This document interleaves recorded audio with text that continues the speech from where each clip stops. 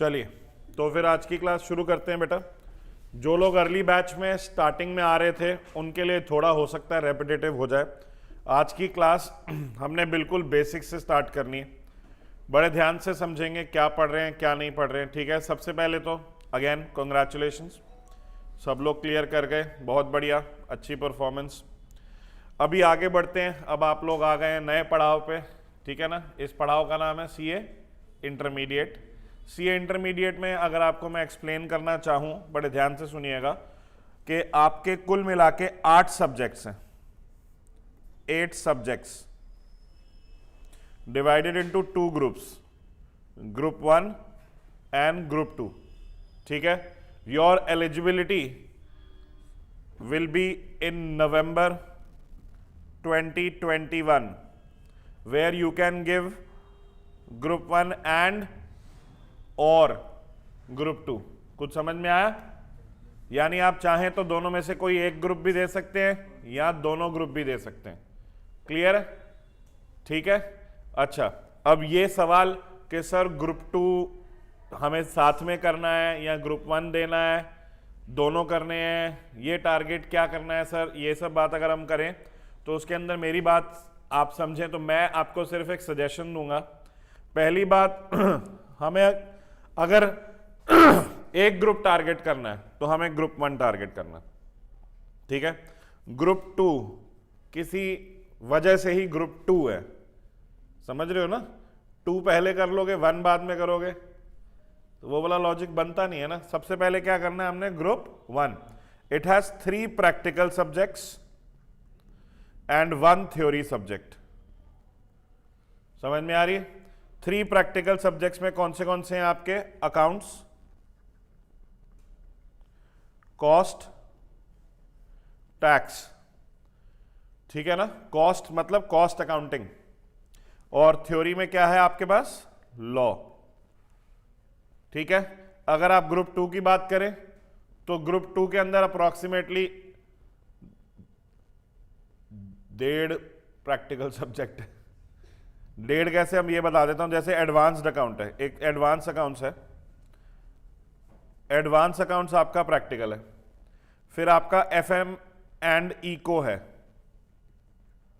इसमें FM practical है, eco तो नहीं होती ना प्रैक्टिकल, थियरी होती है।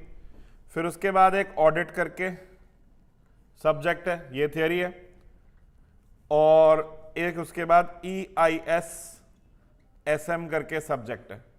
EIS SM ये theory raise to the power 2 है बेटा, समझ लो अगर, ठीक है ना। EIS SM में आपको SM अलग टॉपिक है, EIS अलग है, हाइफन लगाया है ना। EIS माने enterprise information system, computers to be precise, information technology to be precise, ठीक है ना।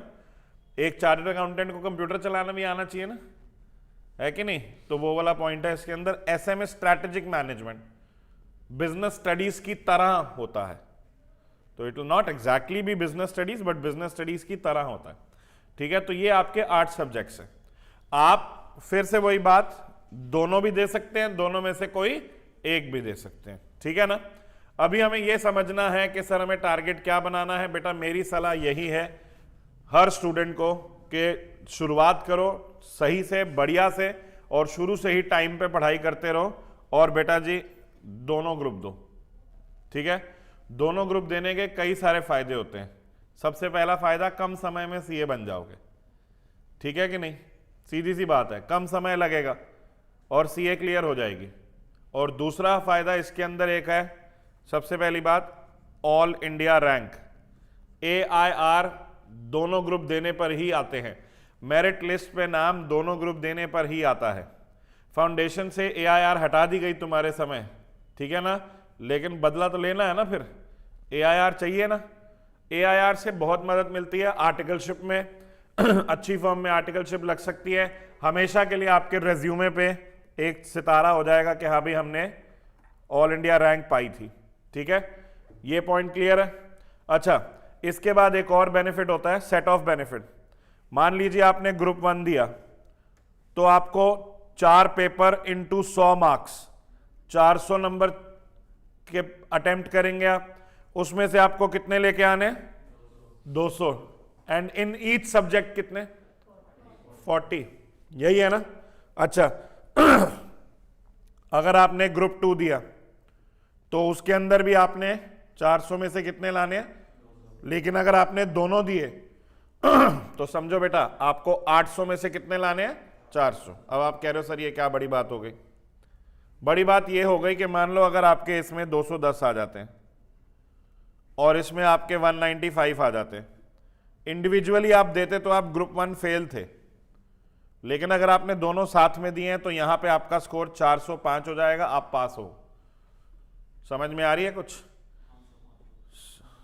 अरे 400 लिखना था, सॉरी 405। समझ में आया? मतलब अगर आपके एक ग्रुप में नंबर थोड़े ज्यादा आ जाते हैं तो वो दूसरे ग्रुप की कमी को पूरा कर देंगे, ये बेनिफिट भी होता है। Is that clear? Both group का तो ये बेनिफिट भी होता है।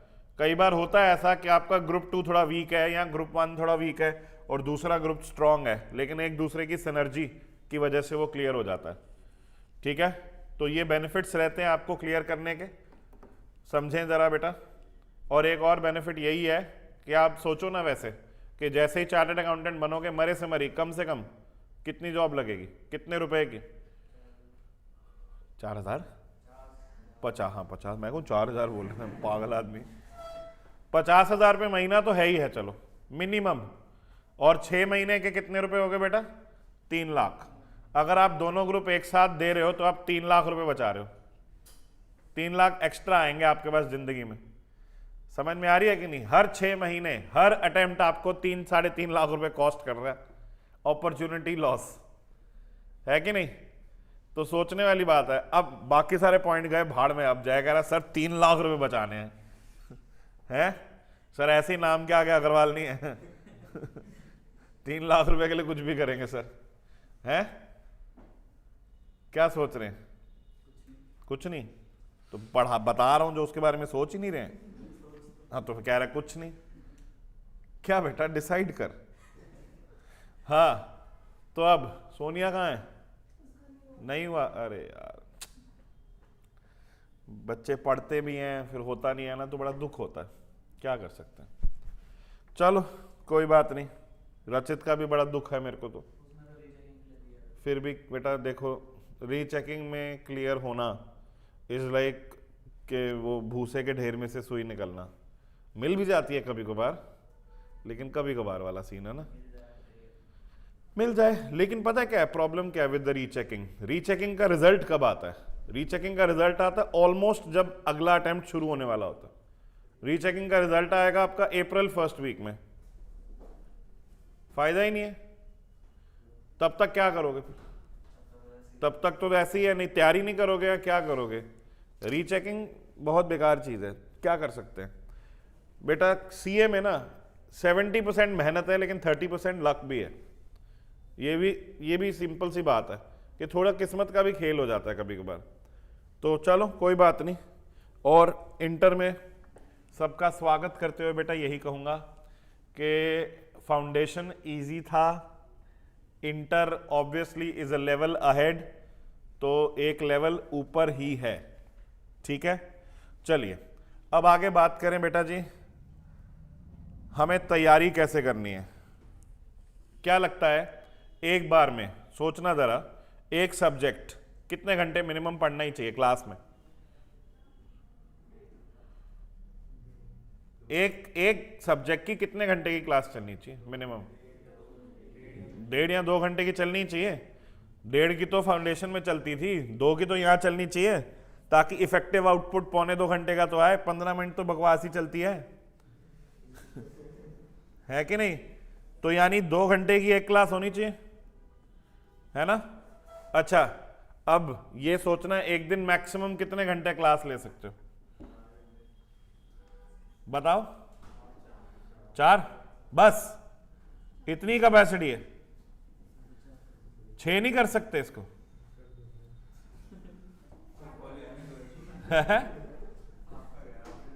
मेरा क्या है?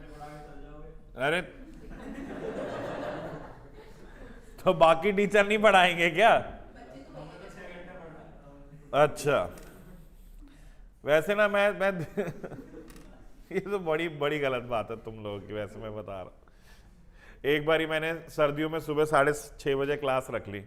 क्यों रखी पहले ये सोचो, कोर्स कंप्लीट कराना है, पॉसिबल नहीं हो पा रहा था, 6:30 बजे क्लास रख, मुझे कोई शौक है सुबह 6:30 बजे आने का। एक बच्ची मेरे को ऐसे गुस्सा कर रही है, सर आप तो आ जाओगे 6:30 गाड़ी में, हम कैसे आएंगे? तो मैंने कहा 1 मिनट, इसका मतलब आपके पास गाड़ी है? पहली बार मुझे मेरे पास गाड़ी होने पर गिल्टी फील हुआ था कि क्यों है ऐसे मेरे को नाम लगा रही, आपके पास गाड़ी है। बेटा मैं गाड़ी में पैदा हुआ था, मतलब बचपन से ही गाड़ी है मेरे पास।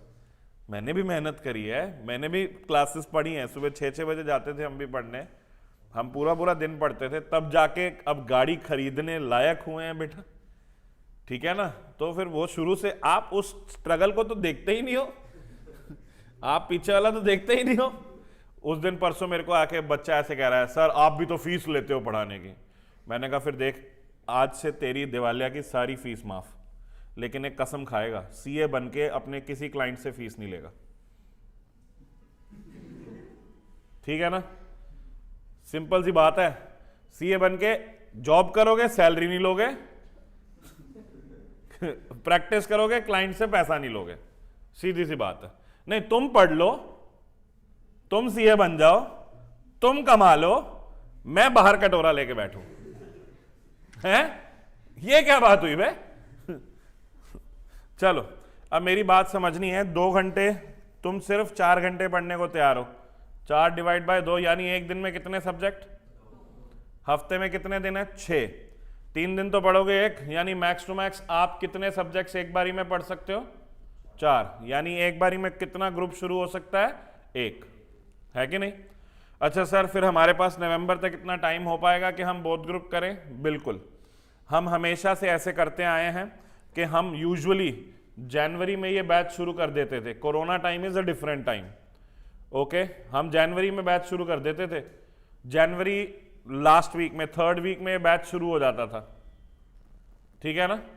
जनवरी 3rd वीक में ये बैच शुरू हो जाता था और इसको हम चलाते थे मई तक, ठीक है ना, मई 15 तक। 15 मई के बाद हम ग्रुप 2 शुरू करते थे और 15 सितंबर को खत्म कर देते थे। ये हमारी टाइमलाइन रहती थी। इस बार ये टाइमलाइन 2 हफ्ते लेट हो गई है।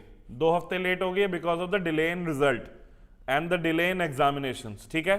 तो इस टाइमलाइन को हम कोशिश करेंगे कि एक्स्ट्रा क्लासेस करके इस टाइमलाइन को, जो आज हम 2nd वीक ऑफ फरवरी से शुरू कर रहे हैं, वो टाइमलाइन हमारी फिर भी 15 मई तक ही खत्म हो।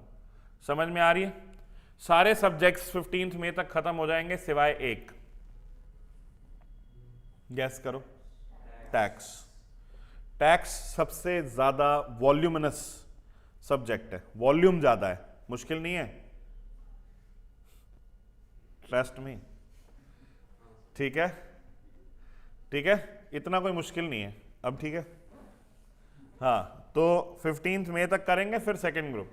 हम बीच में ये भी कोशिश करेंगे कि कुछ और स्ट्रैटेजीज लाएं ड्यू टू कोरोना टाइम, क्योंकि हमारे पास टाइम कम हो गया है, ताकि हम आपका सिलेबस टाइम पे कंप्लीट करा सकें, ठीक है। और हम करवाएंगे, उसकी चिंता नहीं करनी है। आपको चिंता क्या करनी है कि जो हम करवा रहे हैं, क्या आप वो पढ़ रहे हो? ऐसा नहीं होना चाहिए कि मेरे पास 3 महीने बाद आके एक बच्चा जो घर पे पढ़ ही नहीं रहा है पूछ रहा है, सर कोर्स कब कंप्लीट होगा, काफी टाइम लग रहा है। लेकिन अगर आप वैसे देखें तो घर पे नहीं पढ़ रहा है, वो है सिर्फ यहां पढ़ के आधी बातें करके चले जाता घर पे। समझ में आ रही है? Self study is also required. अगर मेरी बात समझो, आपने पहले अटेम्प्ट में फाउंडेशन क्लियर किया, बहुत अच्छी बात है, ज्यादा खुश नहीं होना। अगर आपने 2nd अटेम्प्ट में फाउंडेशन क्लियर किया, तुम्हें पहले से ही पता है कि कितनी मेहनत लगती है, शुरू से ही मेहनत करनी है। Is that clear? तुमसे जो कहा गया था कि बेटा 12वीं कर ले फिर ऐश है, फाउंडेशन क्लियर कर ले फिर ऐश है, सब झूठ था। सीए भी कर लोगे तो भी ऐश नहीं है, ऐश है तुम्हारे घर वालों की, क्योंकि तुम कमाओगे वो उड़ाएंगे, तुम्हारे पास टाइम नहीं होगा, तुम ऑफिस में बैठे होगे। समझ में आ रही है? किसी भी ऑफिस में पता है 6 बजे के बाद फाइनेंस डिपार्टमेंट यूं मिल जाता है, यूं पता है ऐसा क्यों? किसी भी ऑफिस में जाओ 6 बजे के बाद आपको 1 सेकंड में पता चल जाएगा फाइनेंस डिपार्टमेंट कहाँ है, क्योंकि लाइटें सिर्फ वहीं की जल रही होंगी, बाकी सब चले जाते हैं, हम बैठे रहते हैं। समझ में आ रही है? लेकिन एक बात बताऊं, if you have a passion for numbers, if you have a passion for problem solving, अगर आपको लगता है कि पूरी दुनिया आप पे डिपेंड करे और जब करे तो आपको अच्छा महसूस होता है, तो बेटा ये फील्ड तुम्हारे लिए है। मुझे बड़ा मजा आता है, मुझे बहुत मजा आता है अकाउंटिंग करने में, टैक्सेशन को हैंडल करने में। जब क्लाइंट्स डरे डरे हमारे पास आते हैं ना, सर क्या करें समझ ही नहीं आ रहा कुछ, एंड देन हम हाँ ऐसे आते हैं। अभी मेरे पास लास्ट वीक एक स्टार्टअप आया लास्ट वीक, और उनके जो अकाउंटेंट थे उन्होंने बहुत बढ़िया धोखा दिया उन्हें। पिछले 1 साल से जीएसटी की कोई रिटर्न ही नहीं फाइल करी हुई, अकाउंट्स के नाम पे कुछ नहीं बनाया हुआ। अब यहाँ पे हमारे लिए एक फन टास्क है। फन टास्क क्या? 1 साल के इनवॉइसेस इकट्ठे करो, 1 साल के परचेजेस इकट्ठे करो, 1 साल की बैंक स्टेटमेंट इकट्ठी करो, सारी ट्रांजैक्शंस सिस्टम में चढ़ाओ, फिर उनको समझाओ कि नालायको ये गड़बड़ है, ये गड़बड़ है, ये रिटर्न नहीं भरी, इतनी पेनल्टी भरनी है तुम्हें। सब समझ में आ रही है? आपको जब किसी और से ज्यादा नॉलेज होती है, कंसल्टिंग देने में बड़ा मजा आता है कि नहीं? तो इसलिए मैं बता रहा हूं बहुत अच्छी फील्ड है, लेकिन एक सीधी सी बात है, कोई भी बिजनेस शुरू करो इन्वेस्टमेंट करनी पड़ती है कि नहीं? आज की डेट में मैं 14 सेक्टर में रेस्टोरेंट खोलना चाहता हूं, कम से कम 50 लाख 60 लाख रुपए लगाने पड़ जाएंगे, तब जाके रेस्टोरेंट खुलेगा, है ना? हमारा बिजनेस होगा ये चार्टर्ड अकाउंटेंसी, और इसके लिए इन्वेस्टमेंट क्या करनी है आने वाले 4-5 साल। समझ में आ रही है? ये हमारी इन्वेस्टमेंट होगी, और ये इन्वेस्टमेंट करनी है हमने, and we'll be the owners of the most successful business, one of the most successful businesses. समझ में आ रही है? And that is consulting. ठीक है, चलो बहुत हुआ भाषण, अब आते हैं पढ़ाई पे। पढ़ाई पे बेटा जी आज जो मैं आपकी, bye the way I will be taking 2 of your subjects. I will be taking paper number 1 which is accounts, जो कि है ही है हमारा गढ़, और I will be taking paper number 4 which is taxation. ये बात समझ में आ रही? आज टैक्सेशन की क्लास है, कल अकाउंट्स की होगी। हम अकाउंट्स की क्लास में टैक्स डिस्कस नहीं करेंगे, टैक्स की क्लास में अकाउंट्स डिस्कस नहीं करेंगे। आप रोज मेरा मनहूस चेहरा देखेंगे, क्योंकि आशीष सर तो ऑल्टरनेट डेज में आएंगे, लवली सर भी ऑल्टरनेट डेज पे आएंगे, बेटा हम रोज आएंगे। एक दिन हम अकाउंट्स और एक दिन टैक्स पढ़ाएंगे, ठीक है? हाँ, अकाउंट्स और टैक्स का जब आपस में कोरिलेशन आएगा तब हम डिस्कस जरूर करेंगे। आज हमारी क्लास किस चीज की है? पेपर नंबर 4 टैक्सेशन, ठीक है? पेपर नंबर 4 टैक्सेशन के बारे में जाने अगर, तो सबसे पहले बात करते हैं टैक्स की। टैक्स क्या होता है? सोचने वाली बात है, और अर्ली बैच वाले शांति से बैठे रहे, मैंने कूट देना है अगर तुमने कोई जवाब दिए तो। समझ में आ रही है? लिटरली। हाँ, टैक्स क्या होता है? वाह, इतनी शांति है पहुजा साहब। अच्छा एक बात बताओ, बिल्कुल सही, for providing goods and services, very good. चलो ठीक है, ये भी ठीक है। अब टैक्स क्या होता है? एक बात सोचो ना, वैसे आप अपने घर में रहते हो, क्या आपकी घर में कोई जिम्मेदारी नहीं है कि नहीं है? मैं अपने घर में रहता हूं, मेरे घर की जिम्मेदारियां हैं, मेरे को घर में पैसे कमा के देने हैं, सुबह उठ के मोटर चलानी है। आपकी कोई जिम्मेदारियां रहती है कि नहीं रहती हैं? रचना को बेचारी को बर्तन धोने पड़ते हैं, है कि नहीं? ऐसा नहीं धोने पड़ते? ओए होए। फिर कोई घर के काम आपके नाम पे हैं कि नहीं है कि आपको भी करने हैं? जब आप घर में सब एक साथ रह रहे हो तो कुछ जिम्मेदारियां तो आपको भी उठानी पड़ेंगी। बिग बॉस देख लो यार, सबकी ड्यूटियां बंधी होती है कि नहीं बंधी होती है? नहीं बेटा, बिल्कुल नहीं, ऐसा पाप कभी किया नहीं।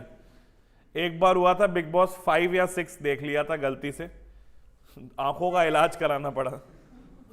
उसके बाद सिर्फ बच्चों से खबरें सुनता हूं। मैंने सुना राखी सावंत आ रखी है। ये क्या हुआ? मुझे परसों ही कोई बच्चा बता रहा था। चलो, है कौन बोला? महिका बोली है, क्या कह रही है? महिका बिग बॉस देखती है? कोई नहीं, आई जज यू लेटर बेटा, ठीक है?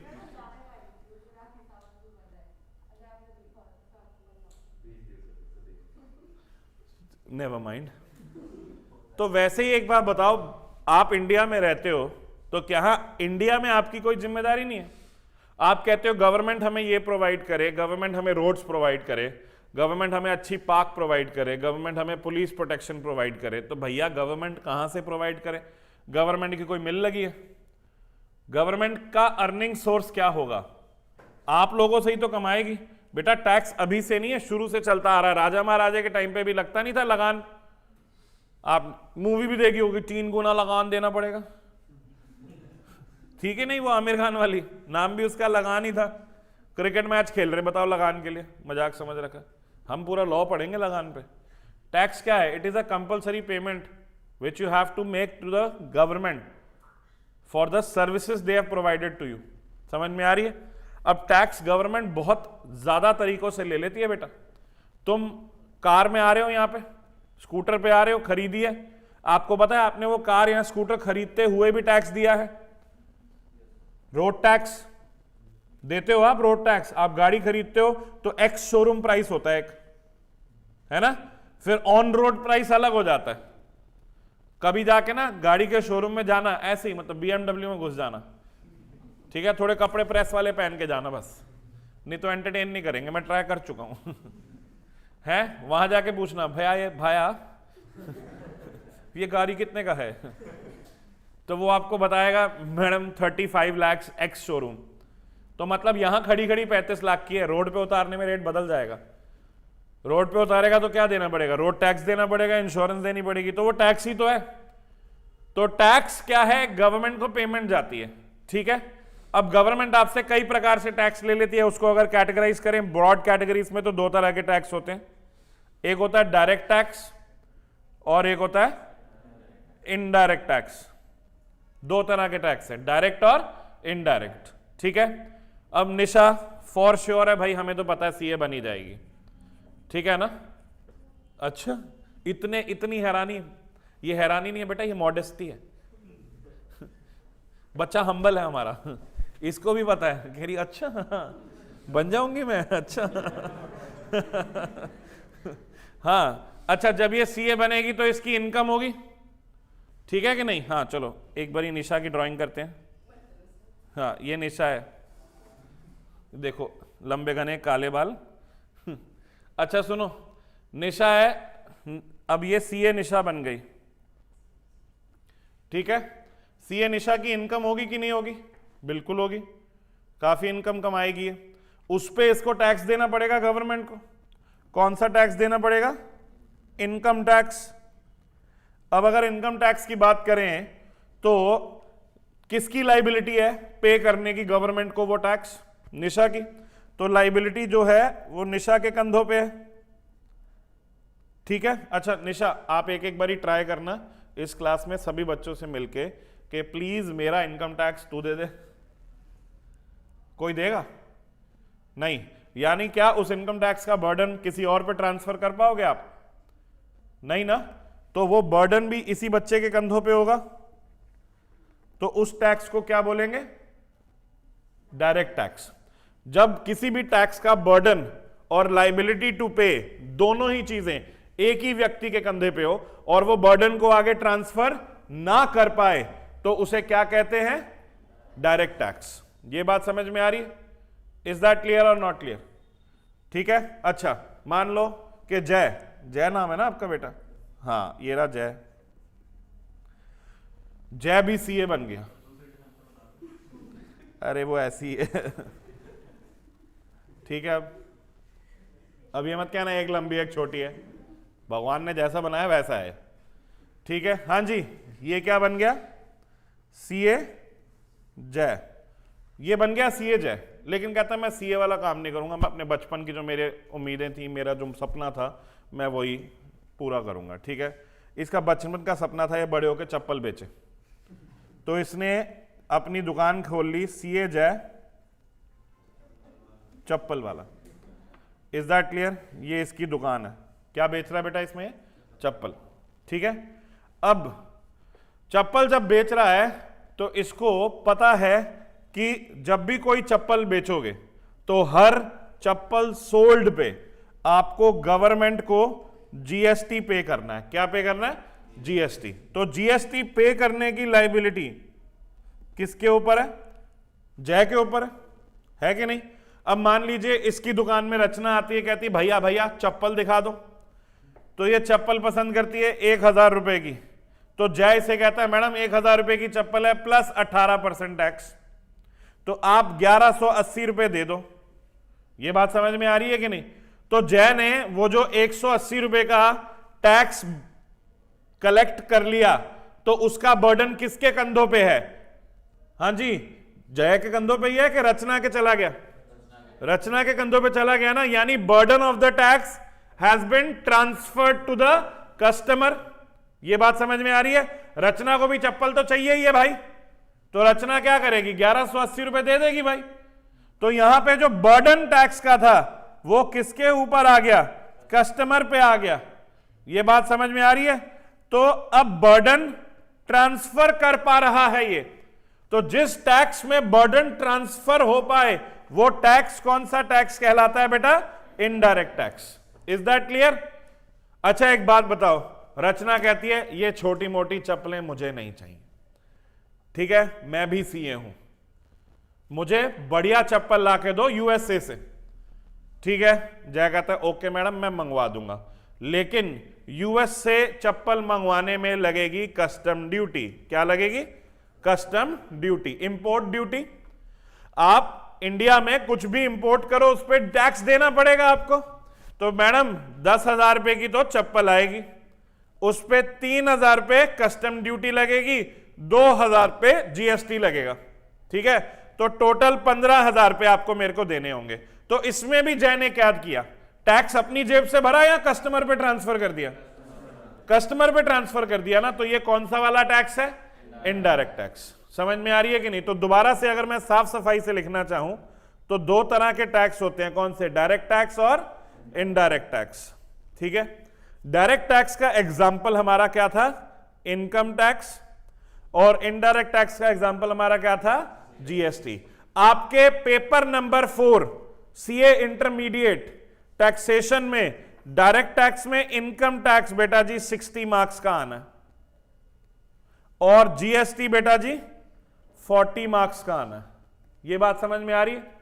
आपका जो 100 नंबर का पेपर होगा उसमें से 30 नंबर का पेपर ऑब्जेक्टिव होगा।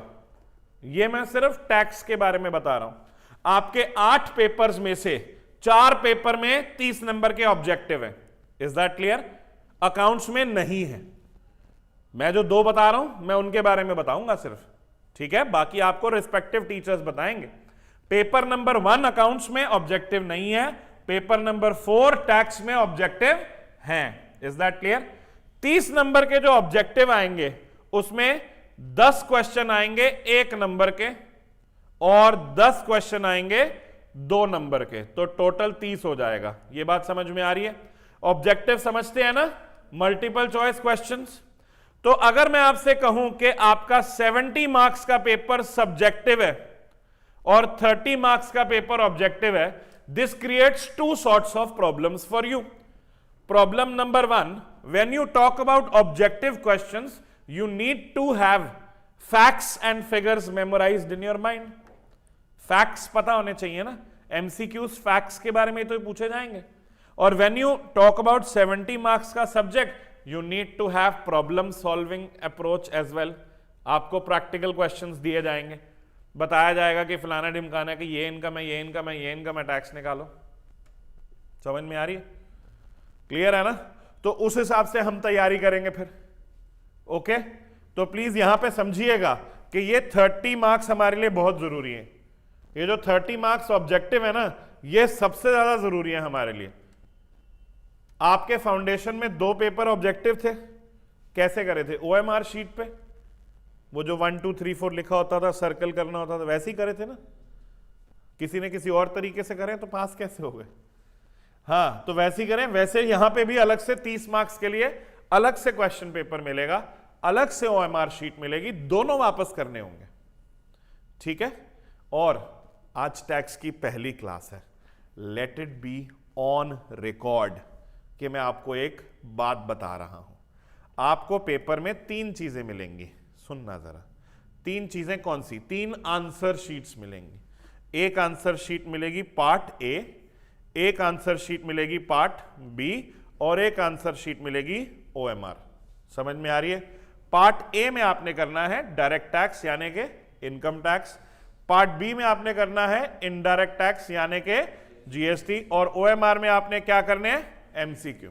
ये बात समझ में आ रही है? पक्की बात है। अब मैं एक बात बताऊं मजे की, ये पहली क्लास में बता दिया, फिर भी पिछले 2 अटेम्प्ट से कम एक बच्चा क्या हरकत करता है, पार्ट ए में ही डीटी और आईडीटी कराता है। आप समझो हाउ सीरियस इज दिस। जब आप बड़े हो जाएंगे ना, आप स्पेशलाइजेशन करेंगे। स्पेशलाइजेशन समझते हो? डॉक्टर्स देखें, कान का डॉक्टर अलग होता है, दिल का डॉक्टर अलग होता है ना? इसे स्पेशलाइजेशन कहते हैं। सीए में भी स्पेशलाइजेशन होती है। फाइनली जब आप अपना करियर पाथ चूज करेंगे, स्पेशलाइजेशन होगी। डायरेक्ट टैक्स की अलग स्पेशलाइजेशन होती है, इनडायरेक्ट टैक्स की अलग स्पेशलाइजेशन होती है। समझ में आ रही है? तो आपके मोस्ट प्रोबेबली जो पेपर चेकर होंगे, डायरेक्ट टैक्स के अलग होंगे और इनडायरेक्ट टैक्स के अलग होंगे। ये बात समझ में आ रही है? तो पार्ट ए पार्ट बी अलग अलग किया है, कुछ सोच समझ के ही किया है ना। फिर बाद में मेल लिखते रहना, फिर मेरे को फोन करना घबराते हुए पेपर के बाद, सर मैं दोनों पार्ट एक ही में कराया। मैं यही कहूंगा, और याद रखना मैं यही कहूंगा, बधाई हो। समझ में आ रही है? इसलिए पहली क्लास में ही बता रहा हूं कि 3 आंसर शीट मिलेंगी, एक पार्ट ए, एक पार्ट बी, एक ओएमआर। क्वेश्चन पेपर कितने मिलेंगे? 2। ठीक है, एक सब्जेक्टिव और एक ऑब्जेक्टिव। ऑब्जेक्टिव वाला ओएमआर के साथ वापस करना, उनको लेके नहीं आ सकते। एक का फोन आ गया इस बार, सर मैं ना ऑब्जेक्टिव वाला ले आया। मैंने कहा तेरा इन्विजिलेटर पागल था एक तो, तेरे को लेके कैसे आने दिया? ले आया तो कोई दिक्कत नहीं है, क्या दिक्कत है? लेकिन लाना नहीं है, वापस देना होता है। बेटा अब ये राज ना आईसीआई बता सकता है कि वापस क्यों लेते। ऑब्जेक्टिव वाला कभी मिला है आपको? नहीं मिला ना? है फोटो देखो, वो तो इलीगल काम है ना। इलीगल काम मेरी क्लास में डिस्कस ही नहीं होगा, जब मैं चाहूंगा तभी होगा। ठीक है, ये बात समझ में आई? हाँ जी, चलिए। तो ये इंपॉर्टेंट इंफॉर्मेशन है, इसको मजाक मत समझो। ये मैं आने वाले 4-5 महीनों में 2 बार और रिपीट करूंगा कम से कम। फिर भी देखना, फिर भी एग्जाम के बाद देखना, मैं ग्रुप में डालूंगा कि कितने बच्चों ने यह हरकत करी है। किसी का नाम नहीं लूंगा, बेइज्जतियां ऐसे नहीं करता मैं, लेकिन मैं एक बार डालूंगा अपडेट जरूर। चलो बढ़े आगे अब। ठीक है, ऑब्जेक्टिव में नेगेटिव मार्किंग बेटा जी इस वाले में नहीं। ठीक है, आपके फाउंडेशन में होती थी ना, तो वो वाला सीन अलग है। ठीक, यहां पे 1 और 2 वाला सीन है, बस ये समझ में आ गया था ना जो मैंने बताया था, 1 नंबर 2 नंबर। अच्छा, बाय द वे ये कोई हार्ड एंड फास्ट रूल नहीं है, ये पैटर्न है जो अभी तक आ रहा है, इंस्टीट्यूट के किसी गाइडलाइन में नहीं लिखा हुआ है। तो ये मत सोचना कि आपके बारे में चेंज नहीं हो। ऐसा हो सकता है 30 नंबर वाले आ जाए, ठीक है ना, 30 1 नंबर वाले आ जाए तो 30 के भी आ सकते हैं। ये आज तक ऐसा पैटर्न आ रहा है, इंस्टीट्यूट की किसी गाइडलाइन में नहीं लिखा कि ऐसा ही पैटर्न आएगा। ठीक है, ये मैं आपको आउट ऑफ एक्सपीरियंस बता रहा हूं। क्लियर? चले आगे बढ़े। हाँ हाँ, ऑब्जेक्टिव उसी प्रोपोर्शन में आएंगे। हाँ ऐसा ही आएगा। 30 नंबर के जो ऑब्जेक्टिव क्वेश्चंस हैं मल्टीपल चॉइस, वो उसी 6:4 की रेशो में ही आएंगे। ठीक है, ये बात समझ में आ रही? चलिए आगे बढ़ते हैं। हम अपने सिलेबस की शुरुआत कैसे करेंगे? ऐसा कर सकते हैं, एक क्लास डीटी एक क्लास आईडीटी, ऐसे करें? कंफ्यूज हो जाएंगे ना। एक क्लास डीटी एक क्लास आईडीटी, कैसे चलेगा काम? 2-2 चीजें कैसे चलाओगे? इसलिए हम पहले क्या करेंगे, हम पहले डीटी कंप्लीट करेंगे। ठीक है, डीटी कंप्लीट करेंगे, फिर उसके बाद आईडीटी शुरू कर देंगे। डीटी माने इनकम टैक्स। समझ में आ रही है? क्लियर है? तो डीटी की शुरुआत करेंगे। अब सबसे पहले सवाल अगर मैं लिखूं आपके सामने, how to calculate income tax. सवाल क्या है? How to calculate income tax. ठीक है ना बेटा जी, बड़े ध्यान से सुनिएगा कि this question can be answered with in 2 classes. कितनी क्लासेस में? 2 क्लासेस में आपको सिखा सकता हूं मैं कि how to calculate income tax. सिर्फ 2 क्लास लगेंगे। तो फिर सर इतना टाइम कोर्स में लगना कहां है? आप तो कह रहे हो 2 क्लास में आप हमें इनकम टैक्स निकालना सिखा दोगे। बेटा इनकम टैक्स निकालना आप 2 क्लास में सीख सकते हो, लेकिन अब ये वाला सवाल देखो क्या है, हाउ टू कैलकुलेट इनकम। इसका क्या मतलब है कि कौन सी इनकम पे टैक्स देना है, वो कैसे निकाले, वो कैसे पता लगाएं। अच्छा यहां पे किसी को अपने मदर या फादर की इनकम पता है? डिस्क्लोज करने को नहीं कहूंगा, नजरें नहीं लगा रहा कोई। पता है किसी को? आपको पता है, शाबाश आपको पता है, वेरी गुड वेरी गुड, आपको पता है। और बाकी सारे बेटा सौतेले हो है? अच्छा एक बात सोचते हैं, मैं आपसे डिस्क्लोज करने को नहीं कह रहा हूं। पहले तो कोई हाथ खड़ा ही नहीं कर रहा था, जब मैंने कहा ना डिस्क्लोज नहीं करनी है तब सबने हाथ खड़ा कर दिया अच्छा सुनो, लेट्स से कि तुम्हारे पेरेंट की इनकम 20 लाख पर एनम है। ठीक है, कितनी है? 20 लाख पर एनम। ठीक है, सवाल यह है क्या उन्हें पूरे के पूरे 20 पे टैक्स देना है? क्या उनकी कोई ऐसी इनकम नहीं है जिस पे उन्हें टैक्स ना देना पड़े? सारी इनकम पे टैक्स देना है? यही तो हमने पढ़ना है कि कौन सी इनकम पे टैक्स देना है, कौन सी इनकम पे टैक्स नहीं देना है। जैसे चलो आज मैं तुम्हारे सामने एक खुलासा करता हूं, भारत एक कृषि प्रधान देश है, India is an agricultural economy, है ना। 70% of the employment comes out of agriculture, ये पता है ना आपको। और इंडिया में इनकम टैक्स एक्ट में लिखा है सेक्शन 10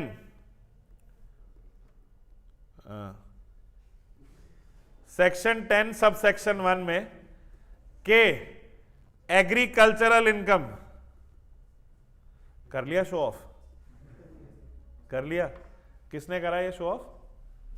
अच्छा देवांग ने करा, वेरी गुड। हाँ जी, के एग्रीकल्चरल इनकम इज एग्जेम्प्ट, समझ में आ रही है, फ्रॉम टैक्स। व्हेन आई से एग्जेम्प्ट का मतलब क्या है? इस पे टैक्स नहीं लगेगा। हाँ भी, कोई है जिसकी खेती बाड़ी है यहां पे? है? आपकी है, वेरी गुड। और खेती बाड़ी वाले कोई नहीं है? अरे तुम तो दूर रहते हो यार, ये देख ऑफेंड हो रही है कहां रहते हैं? हाँ तो नू मतलब एक एक्सपेक्टेशन। अच्छा भाई, ठीक है भाई, इनकी भैंसें हैं, ठीक है, ओके बेटा देखो स्टीरियोटाइप तो हम करेंगे ऐसी कोई बात नहीं है, ओके। हाँ मेरे पिछले से पिछले बैच में 2 लड़कियां आती थी चंदू गांव से। चंदू पता है? ये फारूक नगर से पहले है मेरे ख्याल से, थोड़ा सा है। हाँ धनकोट के बाद, हाँ तो चंदू। अच्छा आई बैच में आई, बता रही सर मैं चंदू गांव से वगैरह वगैरह। मैंने कहा बहुत अच्छी बात है। 1 हफ्ते बाद मैं साइकिलिंग करने दोस्तों के साथ निकला हूँ अपने यहाँ से, और चंदू के आगे सुल्तानपुर बर्ड सेंचुरी है, तो वहां तक गए हैं। सुबह 7 बजे गया हूँ, चंदू गांव से गुजर रहा हूँ, हर एक घर छोड़ के एक घर में भाई साहब बाहर बैठे हैं हुक्का, सुबह 7 बजे। अरे इतनी, और मेन रोड पे गजब दुकानें हैं हुक्के की, तो गजब से भाई।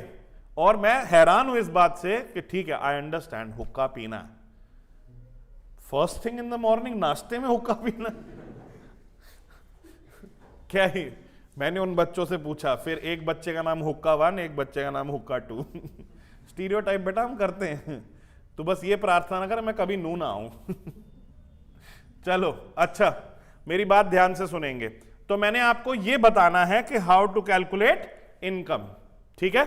तो ये मेजर सवाल है, इनकम कैसे कैलकुलेट की जाती है, ये हमें पढ़ने में 2-2.5 महीने लग जाएंगे, ठीक है ना। तो ये पढ़ना है ध्यान से।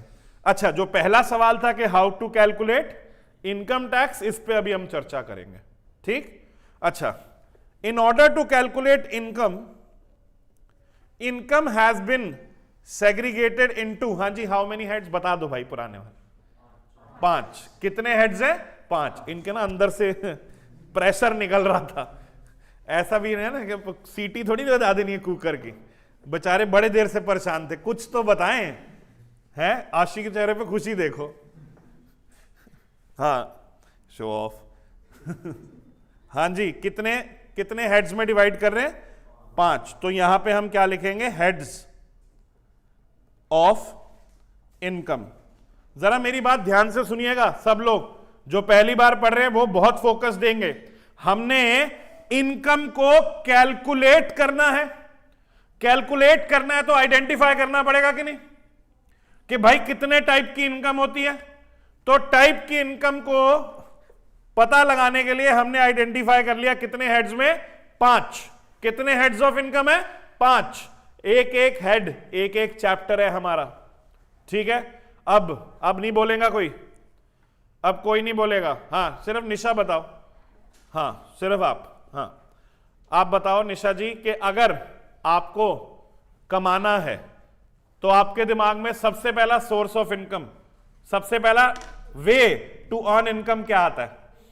Business. Very good, I was expecting something else, but ठीक है। मुस्कान, हाँ जी, बिजनेस ही करना है भाई साहब, वेरी गुड। तो अब बिजनेस करें अगर हम, तो बिजनेस से जो इनकम आए उस इनकम को हम डालेंगे income under the head PGBP. What is PGBP? PGBP की फुल फॉर्म होती है profits and gains from business. यहां से लिखना शुरू कर सकते हो आप लोग, प्रोफेशन। हेड्स लिखने हैं, ठीक है ना। Income under the head PGBP, profits and gains from business profession. Is that clear? हाँ महिका, क्या चल रहा है फोन में? इंस्टा कि टिकटॉक?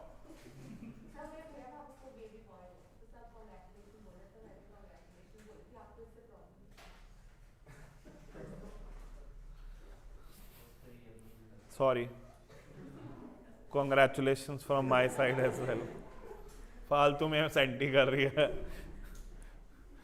हो गया कॉन्ग्रेचुलेशन, एक ही हुआ है ना, एक बार कॉन्ग्रेचुलेशन कह दिया, अब फोन पीछे रख दे, ठीक है, कि उसकी फोटोग्राफ्स भी देखनी है अभी। हाँ ठीक है। हाँ जी, तो महिका जी ने क्या सोचा है, कमाई कैसे करनी है? सैलरी। जॉब करेंगी, उससे क्या इनकम आएगी? सैलरी। तो यहां पे income under the head salary. Bye the way FYI, FYI समझते हो? For your information, salary is one of the longest chapters in income tax. It's not difficult, it is the longest. The only problem that you're gonna be facing in income tax is कि Indian education system memory based है, समझते हो ना इस बात को। Application based कम है, memory based ज्यादा, हमें सब याद रखना पड़ता है। तो ऐसा नहीं है मैं आपको आज सैलरी पढ़ा दूंगा, 10 क्लास 5 जो भी लगेंगी, 7 क्लास 8 क्लास जो भी लगेंगी, आपको सब समझ में आ जाएगा, आप बढ़िया तरीके से चैप्टर के एंड पे रिस्पॉन्ड करोगे। फिर लेकिन 3 चैप्टर बाद जब मैं आपसे पूछूंगा सैलरी, तो आप गजनी बन जाओगे, आप दिमाग ऐसे खुजलाओगे, क्या था सर, क्योंकि कंटेंट बहुत ज्यादा होता है। तो all you have to do is manage this content. Income tax will never be difficult के यार सर समझ ही नहीं आया आपने क्या बोला। It will not be like that, it will be just difficult to remember. समझ में आ रही है? So it can be managed with proper revision, ठीक है। इनकम टैक्स बेटा जी आप देखना कि मुझे, अगर मैं अपनी पर्सनल बात करता हूं कि मुझे कितना ज्यादा याद है, कितने सेक्शंस याद है। अब इसमें अहमद करना सर आप तो पढ़ाते हो, ठीक है ना, जब मैं पढ़ता था तब भी मुझे याद थे, क्लियर है? चलो फिर कोई और तरीका कमाई करने का, सैलरी होगी, बिजनेस हो गया, और कोई तरीका कमाई करनी है अगर मेरे को, रेंट पे, शाबाश। तो यहां पे आप अपना घर किराए पे चढ़ा सकते हैं। तो जब आप घर से रेंटल इनकम से कमाई करते हैं तो उसे कहते हैं income under the head house property. Is that clear? क्या कहते हैं? Income under the head house property. When I say house property, the only income I am talking about is the rental income. House को बेच के जो income हो वो यहां पे कैलकुलेट नहीं कर रहे। Is that clear? अच्छा, एक और सोर्स ऑफ इनकम है। किसी को पता है आजकल गोल्ड क्या रेट चल रहा है? 48। बाकी इंग्लिश मीडियम स्कूल वाले बच्चों के लिए 48,000। ठीक है ना? हाँ, इन लोगों को मातृभाषा नहीं समझ आती भाई हमारी, मैं बता रहा हूं। इन लोगों को मैं 49 पूछ लूंगा, आधों को नहीं पता होगा। आधों को बोला था ना, बाकी आधे क्यों शो ऑफ कर रहे हैं? मैंने पंजाबी की गिनती शुरू करूं फिर? है वो भी तेरे को आती होगी ना? हाँ, वो देख उसके भी बल पे अच्छा, सॉरी, माय बैड। ठीक है, बीच बीच में देखना पंजाबी बोलूंगा, देखते तुम्हें समझ आएगी कि नहीं आएगी। हैं आजकल दे जवाक क्या? नहीं जी, ऑपोजिट, बच्चे। जवाक मीन्स बच्चे।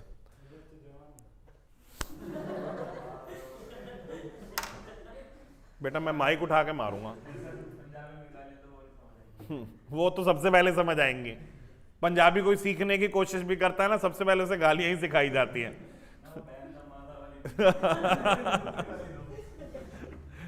अच्छा सुनो मेरी बात ध्यान से, मैं गोल्ड की बात कर रहा था। गोल्ड आजकल कितना चल रहा है?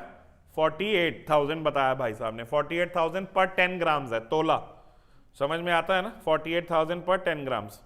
फरवरी 2020, फरवरी 2020, आज क्या है? फरवरी 2021। फरवरी 2020 में मैंने गोल्ड डिपॉजिट्स बॉन्ड्स खरीदे थे। गोल्ड के बॉन्ड्स होते हैं, ठीक है ना? Not actual gold. अगर एक्चुअल गोल्ड भी खरीदो तो मेरे को रेट इसलिए याद है क्योंकि मैंने बॉन्ड्स खरीदे थे 40,100 रुपीज पर 10 ग्राम्स। ठीक है? अच्छा सोचो, मैंने 10 ग्राम्स, 20 ग्राम्स, 30 ग्राम्स, जितना भी गोल्ड फरवरी 2020 में खरीदा था 40,100 रुपीज का था, और आज कितने का है? 48,000। तो वो तब का खरीदा गोल्ड अगर आज बेच दूं, इनकम होगी कि नहीं होगी? होगी ना? अच्छा, हाँ जी, आई एम प्रिटी श्योर नू में आप अपने घर में रहते होंगे, किराए पे? ये देखो, उल्टे जवाब देने हैं। अपने घर का मतलब क्या है? कि ओन्ड। हाँ, अच्छा, ऐसा तो है नहीं कल परसों खरीदा है, पुराना खरीदा होगा, तो जब तब खरीदा होगा तब रेट बहुत कम होंगे, आज मार्केट में रेट बढ़ रखे होंगे। तो आपने अगर आज मान लो गुड़गांव शिफ्ट होना है और वो घर बेचना है, तो उस घर को बेच के आपको कोई प्रॉफिट होगा कि नहीं होगा? होगा। तो अब मेरी बात सुनेंगे जरा ध्यान से। 3 चीजों पे दिमाग लगाना है अभी सिर्फ। शेयर्स, शेयर्स सुनते हो? शेयर्स, शेयर्स खरीदोगे बेचोगे प्रॉफिट होगा। गोल्ड खरीदोगे बेचोगे प्रॉफिट होगा। लैंड खरीदोगे बेचोगे प्रॉफिट होगा। ये सारे प्रॉफिट्स अगर हम समझें, इन्हें हम कैपिटल गेन्स बोलेंगे। क्या बोलेंगे? Capital gains. तो यहां पे income under the head, when I write U/H it means under the head, under the head capital gains. Is that clear? हाँ जी, क्लियर है? कैपिटल गेन्स जब मैं चैप्टर पढ़ाऊंगा तो आपको बताऊंगा it is much more than that. It is not only gold, shares and land. But right now, just to make you understand in a minute, I am using these 3 examples. So these 3 are only examples for capital gains. There are many other things covered in it as well. Okay? अच्छा, अब किसी को 3 पत्ती खेलनी आती? शाबाश, बड़े जुआरी. मेरे को भी आती है. मैंने पिछले साल ही सीखी है आपने इस साल. मैंने पिछले साल सीखी थी दिवाली पार्टी के लिए. दोस्तों ने दिवाली पार्टी ऑर्गेनाइज करी. मैंने 3 दिन यूट्यूब पे बैठ के 3 पत्ती सीखी कि खेलना, बेइज्जती नहीं करानी है. और मैंने एक स्ट्रैटेजी डिवाइस करी कि मैं पैसे इतने लेके जाऊंगा जितने हार सकूं, उसके ऊपर लेके ही नहीं जाने. तो मैं जेब में लेके ही 2000 रुपये गया था कि 2000 रुपये वहां जाके लगा दूंगा, हार गया तो खाली आ जाऊंगा, गाड़ी में डीजल है। ठीक है ना, नहीं तो कुछ जीत के। मैं बेटा वापस आया 2100 रुपये लेके। देखा बेटा, पूरी रात लगा के हमने कितने रुपए की कमाई करी?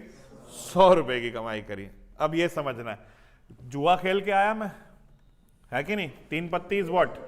जुआ ही तो है। 3 पत्ती जुआ नहीं होता क्या? पत्ते खेल के आना, कार्ड गेम्स कह लो। ऑफेंड हो रहे हैं बच्चे हैं। हाँ जी, कार्ड गेम्स। तो वो जो 100 रुपए कमा के आया, मेरी इनकम है कि नहीं है ना? अच्छा, ऐसे ही और सिमिलरली आप लोगों के नाम पे मम्मी पापा ने एफडी करा रखी होगी, उस पर क्या इनकम आती है? इंटरेस्ट। अगर शेयर्स खरीद रखे हैं उस पर डिविडेंड आता है कि नहीं? कई सारे सोर्सेज ऑफ इनकम है।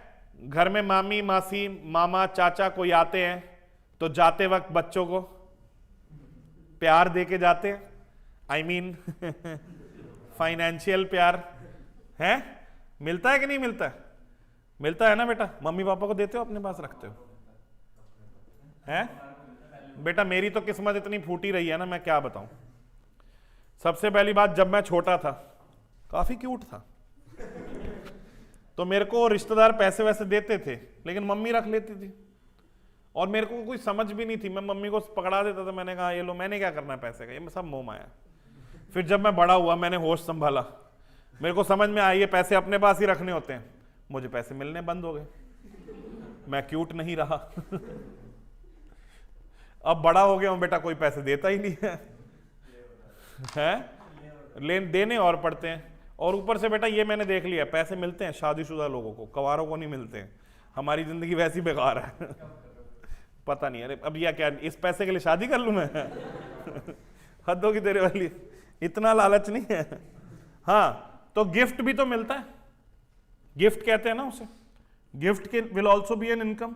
सो all these other types of income we have discussed. Card games, Kaun Banega करोड़पति पे जाओगे, जीत के आओगे, वो भी तो इनकम है। तुम्हारे बिग बॉस में भी राखी सावंत अगर जीतती है तो उसकी इनकम होगी कि नहीं होगी? होगी ना। तो ये सारी जो अलग अलग इनकम्स हैं, इन्हें हम लास्ट हेड में एक्यूमुलेट कर देते हैं। Income under the head other sources. ये बात समझ में आ रही है? तो कितने हेड हो गए अगर हम ध्यान दें? 5। ये हमारे 5 डिफरेंट चैप्टर्स हैं। ठीक है, इसमें सबसे लंबा चैप्टर है सैलरी।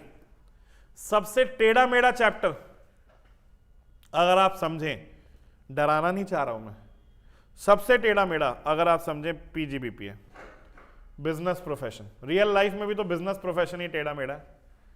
सैलरी वाले तो बेचारे सीधे साधे जितना कमाते हैं ना उस पर टैक्स देते हैं, छुपा ही नहीं सकते, सारी वाइट इनकम होती है। मैं तो बता रहा हूं, देश ही ना ये सैलरी वालों पे चल रहा है। उन बेचारों की इनकम ना कहीं से नहीं बच पाती, धाराशाही होते।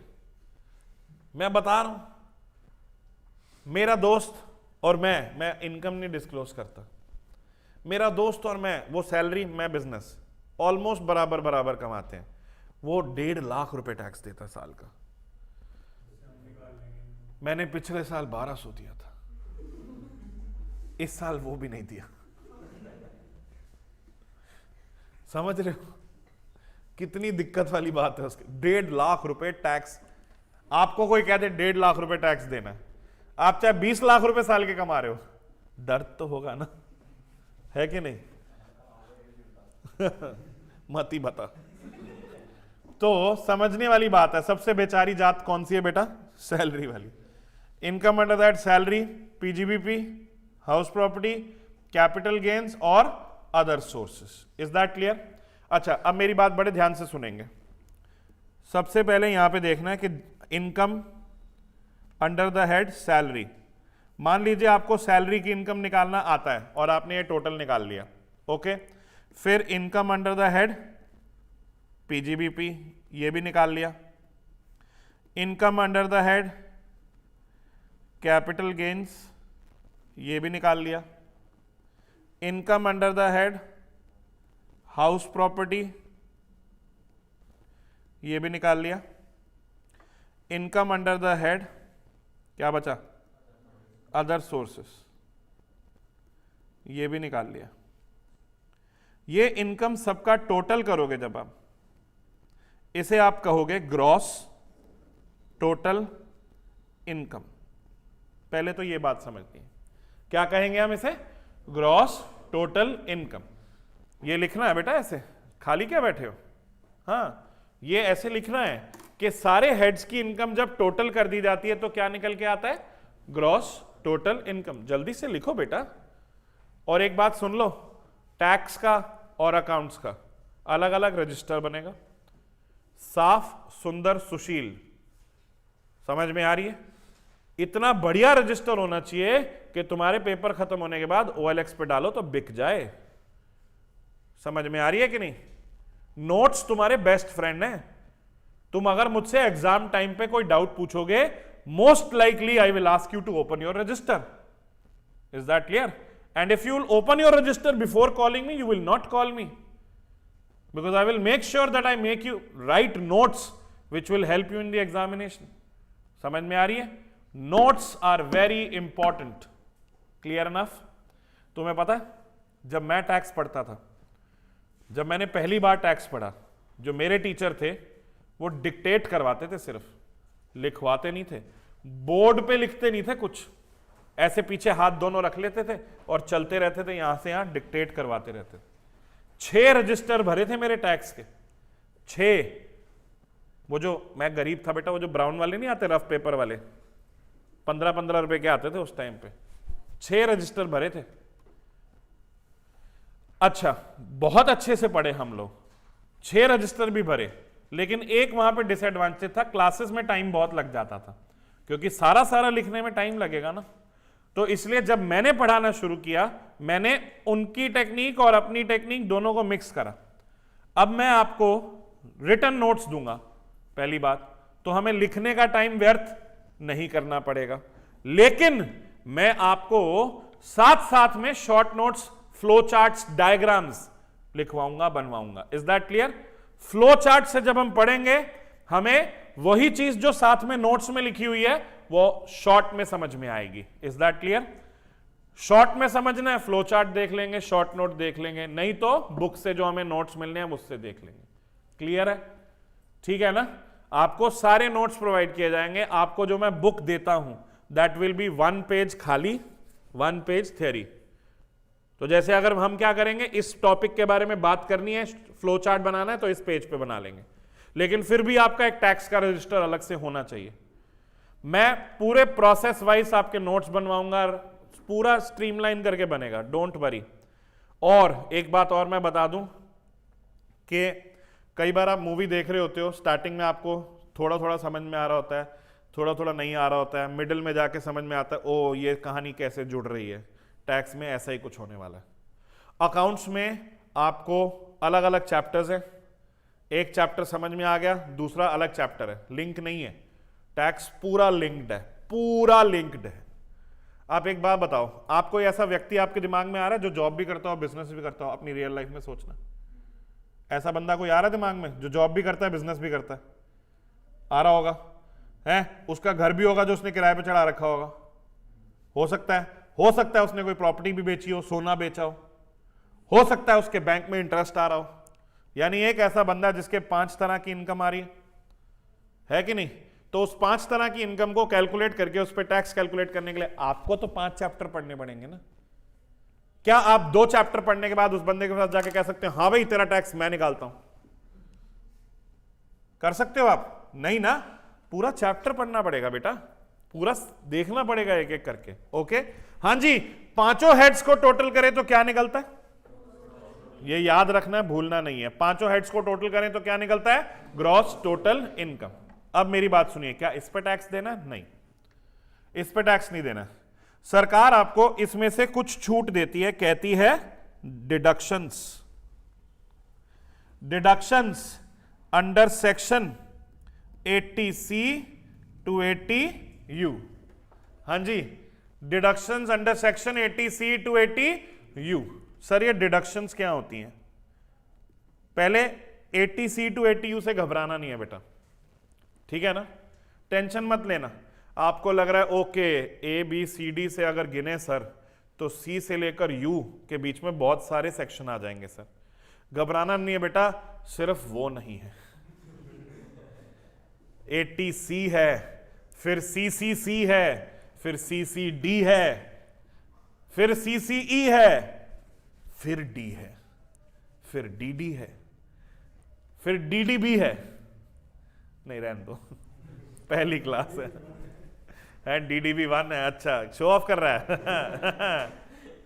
हाँ जी, चलो कोई बात नहीं, अभी यहां तक समझ में आता है। सर ये डिडक्शंस क्या होती हैं?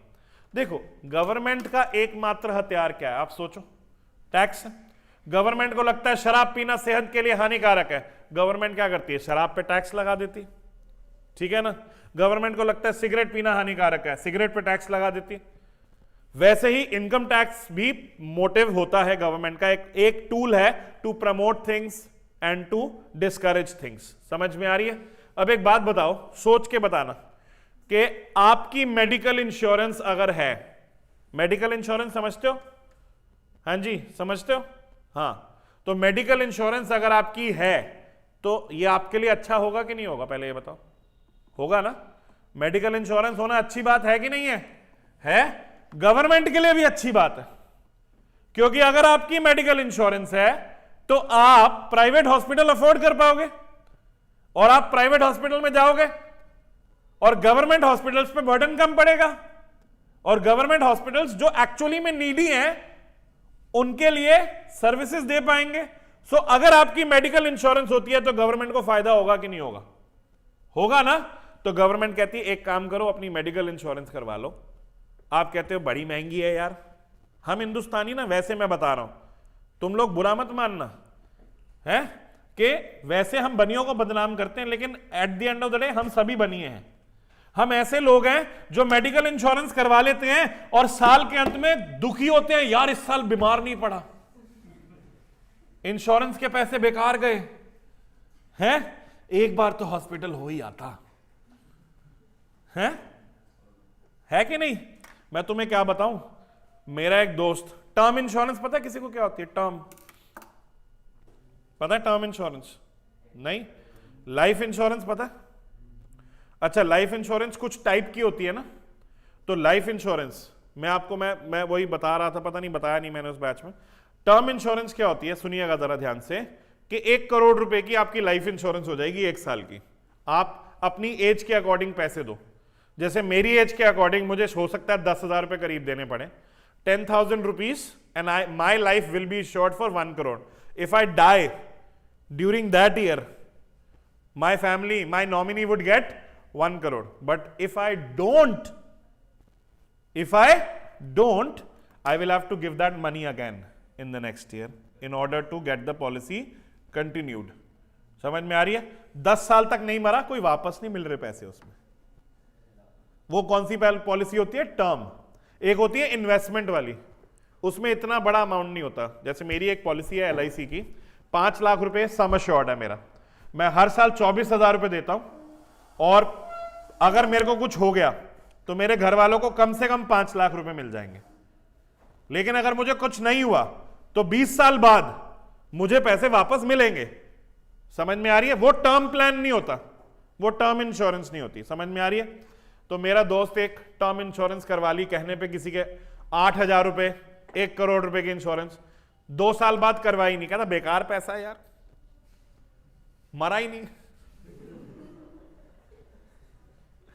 सोचने वाली बात है ये, आप क्यों करवा रहे हो टर्म इंश्योरेंस? कि मर लूं?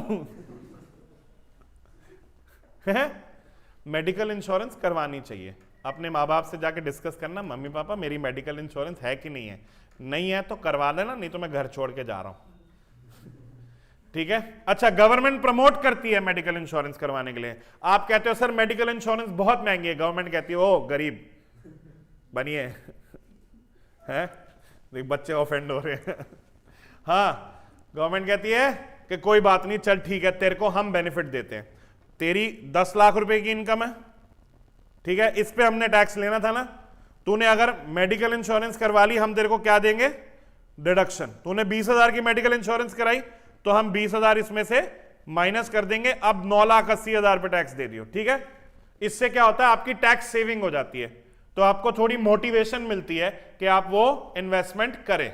समझ में आ रही है? Deduction under section 80C to 80U बहुत सारी है, हमारा दिल जानता है काफी सारी है। तो जब आएगा टैप चैप्टर तब हम पढ़ेंगे, ठीक है। माइनस कर देंगे ग्रॉस टोटल इनकम में से क्या, deduction under section 80C to 80U, तो क्या आएगी? Total income. समझ में आ रहा? टोटल इनकम को हमें करना है राउंड ऑफ। क्या करना है? Round off to the nearest multiple of 10, to the nearest multiple of 10 under section 288A। क्या करना है? राउंड ऑफ करना है to the nearest multiple of 10। बेटा एक बात बता दूं, जो भी आपको मैं यहां पढ़ाऊंगा वो कानून होगा या रूल होगा। Is that clear? मैं अपनी मर्जी से कुछ नहीं बोल सकता कि नहीं इसको to the nearest multiple of 100 कर लेना, ठीक है।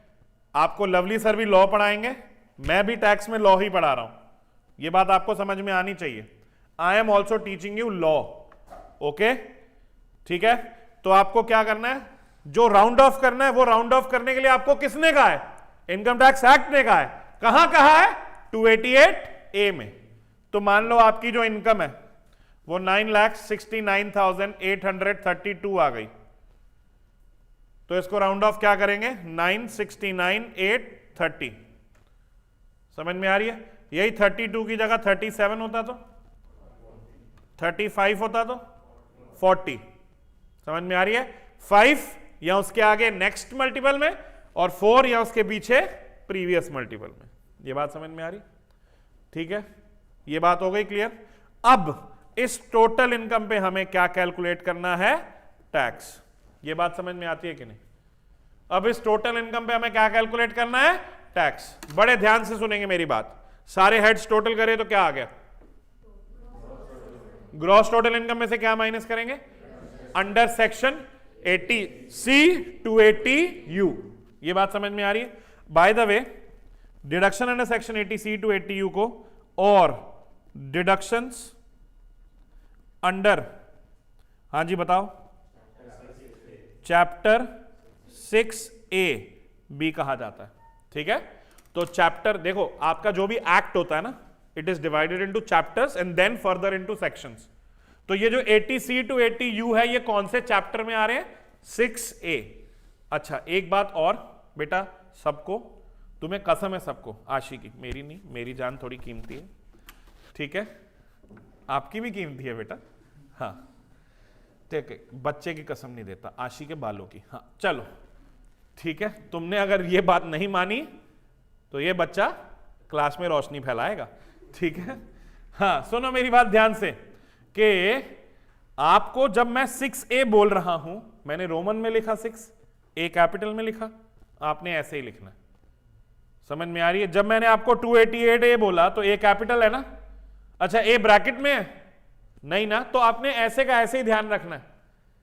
Is that clear? When I से 288A and I have written capital A, that means it will be capital A all the way। समझ में आ रही है? इस चीज का भी छोटा ध्यान रखना है आपको, ओके। हाँ जी, तो सबसे पहले सारे इनकम्स के हेड टोटल की क्या आ गया? Gross total income. Gross total income में से माइनस करेंगे deduction under section 80C to 80U, तो क्या आएगा? Total income. अब टोटल इनकम में हमने क्या निकालना है? टैक्स। Is that clear?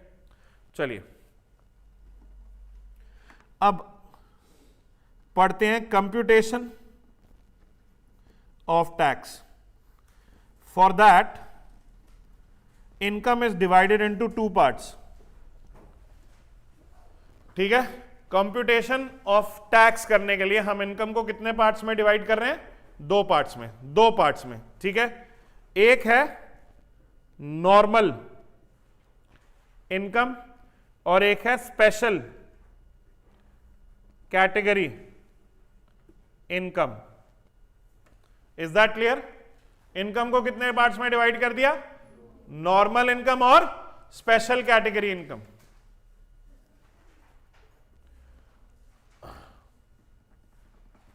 मेरे को ना एक बारी नाम रिवाइज करने हैं तुम लोगों के, मेरे को नाम नहीं ध्यान आ रहे एक दो बच्चों के, मेरे को ध्यान, ये तो रचना है, ये जय है, ये चैतन्य, हाँ मेरे को याद था, ये मास्क वाला सत्यम जिसको बहुत सर्दी लग रही है, सत्यम है ना, हाँ सत्यम, पीछे कौन है ये, हाँ ये तो अंशुल है, आशी, रिया ये पता है, प्रांजलि ये भी ठीक है, हाँ शिवम, कार्तिक, कार्तिक, कार्तिक के, ऐसा क्यों किया है मतलब कार्तिक और कार्तिकेय में वैसे बेसिकली फंडामेंटली की डिफरेंस है, मतलब मीनिंग वाइज नहीं पता, अच्छा ये भी अच्छा, इग्नोरेंस इज ब्लिस, अच्छी बात है, ये पता है, इन दोनों का पता चल गया। तुम्हारा नाम बेटा मेघा, हाँ याद था मेरे को, हाँ ये आर्यन है, वो देवांग है, तुषार है, सोनाली है, ठीक है याद है, शाबाश, अब हो जाएंगे। हाँ तो अब चलिए मेरी बात समझेंगे, नॉर्मल इनकम की बात करेंगे, ठीक है। नॉर्मल इनकम के नीचे लिखेंगे टैक्सेबल एट, स्लैब रेट्स लिख दिया मैंने sorry, slab rates, taxable at slab rates, ठीक है, स्लैब होते हैं, ठीक है, स्लैब रेट्स। अभी हम नॉर्मल इनकम की बात करेंगे, स्लैब रेट्स की ही बात करेंगे, ठीक है जी। स्लैब रेट्स क्या होते हैं ये समझना है हमने। स्लैब रेट्स में नंबर 1 बनाएंगे, केस 1 इंडिविजुअल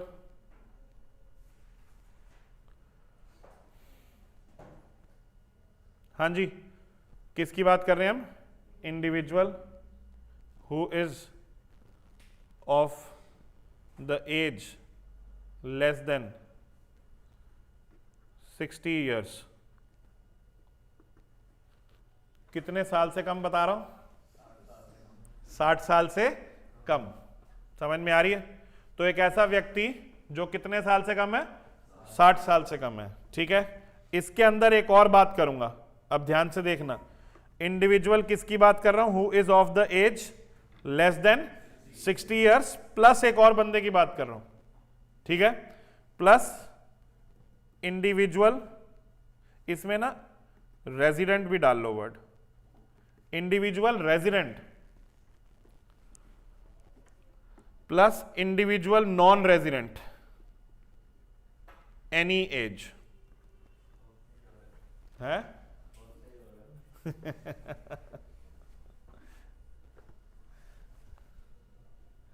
हैवी ड्राइवर है बेटा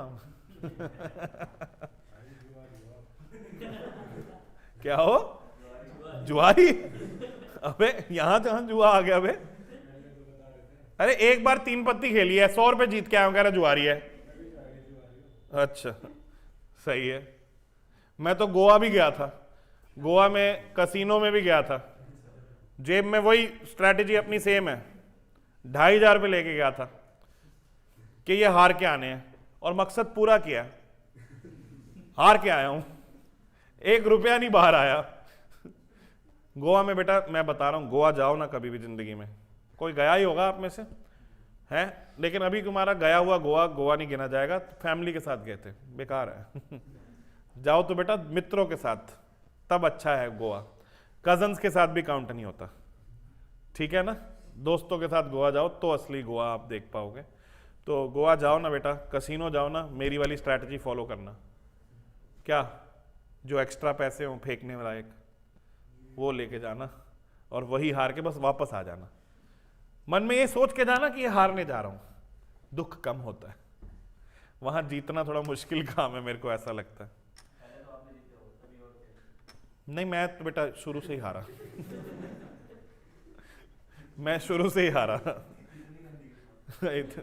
अरे वो डांस इंडिया डांस आता था ना पहले, उसमें एक वो होता था, वो एंकर जय करके, क्या नाम है, जय भानुशाली, वो भाई साहब आए हुए थे अपनी वाइफ के साथ वहां पे कसिनो में, तो हम वहां बैठे, अच्छा बहुत डाउन टू अर्थ लोग, बहुत बढ़िया, मतलब ऐसा नहीं कि कोई स्टार टेंट्रम है उनका कुछ, तो एक ही टेबल पे बैठ के पोकर खेल रहे हैं, हम हार रहे हैं, वो जीत रहे हैं। अच्छा, डाउन टू अर्थ। फिर मैं वहां से उठ गया कि मैं दूसरी जगह जाता हूं। तो एक और टेबल था, उस पर ब्लैक जैक खेलते हैं, अगर किसी को पता हो ब्लैक जैक, नहीं पता हो तो कोई बात नहीं, मुझे भी नहीं पता थी। तो उसकी वाइफ साथ में बैठी, करी आई टीच यू। मैंने कहा ठीक है, हीरोइन सिखा रही है, अच्छी बात है। हम भी बैठ गए, वो बड़े मजे से स्टाइल से सिखाई जा रही है, मैं पैसे हारी जा रहा हूं। जब 1200 क्रॉस हो गए ना, फिर मैंने कहा दीदी थैंक यू, बस मैं और टेबल पे भी हारना चाहता हूं। तो तब मैं उठ गया, वापस निकल रहे हैं, मतलब काफी लेट वापस निकल रहे हैं। तो वो ऐसे करके पूछ रहा है जय ऐसे करके मेरे दोस्त से, अच्छा you want to get a picture click? हमने कहा नो। वो अपनी तरफ से बोल रहा है you want to get a picture click? मैं नो, नहीं, very good thank you. Attitude बहुत है अपने में। छोटे मोटे लोगों के साथ फोटो नहीं। हाँ जी, तो अभी किसकी बात कर रहे हैं? एक ऐसा व्यक्ति जो क्या है? रेजिडेंट है। क्या है? रेजिडेंट। अच्छा, अभी आपको नहीं समझ में आएगा कि रेजिडेंट का क्या मतलब है, ठीक है, इसके लिए भी एक अलग से चैप्टर है, लेकिन अभी आप सिर्फ इस वर्ड पे ध्यान देंगे कि वो व्यक्ति क्या है? रेजिडेंट है। और अगर आपको समझना है तो भारत में रहता है, भारत से कमाता है, भारत में खाता है, क्या है? रेजिडेंट है, ठीक है। और कितनी उम्र का है? 60 साल से कम, या फिर क्या है? नॉन रेजिडेंट है, और कोई भी एज हो, कोई फर्क नहीं पड़ता। फिर तो दो तरह के लोग हो गए। रेजिडेंट कितने वाले की बात कर रहा हूं? जवान रेजिडेंट की बात कर रहा हूं।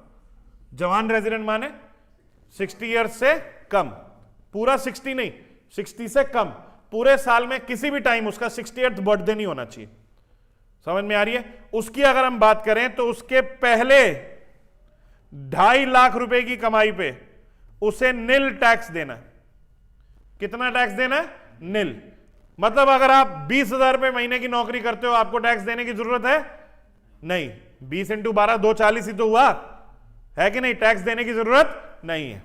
फिर नेक्स्ट 2.5 लाख रुपए पे देखो बेटा, टेक्नोलॉजी।